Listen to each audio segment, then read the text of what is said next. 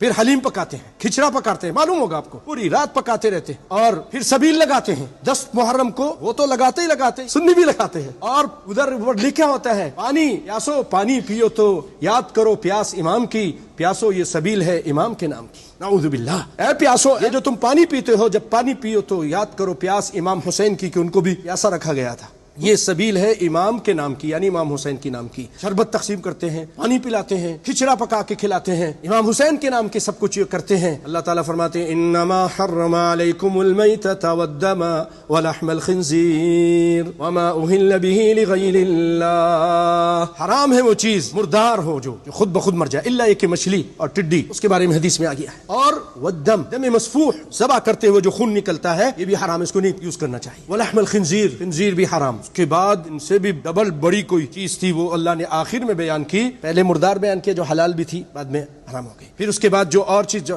حلال کے ساتھ ہے، حلال کے اندر ہے لیکن حرام ہے، وہ تھوڑی بڑی تھی، اس کو بیان کیا خون، اس کے بعد اس سے بڑی چیز بیان کی خنزیر، پھر اس سے بھی بڑی چیز، خنزیر سے بھی زیادہ ناپاک اور نجس چیز وہ ہے جس پر غیر اللہ کا نام آ جائے، کہ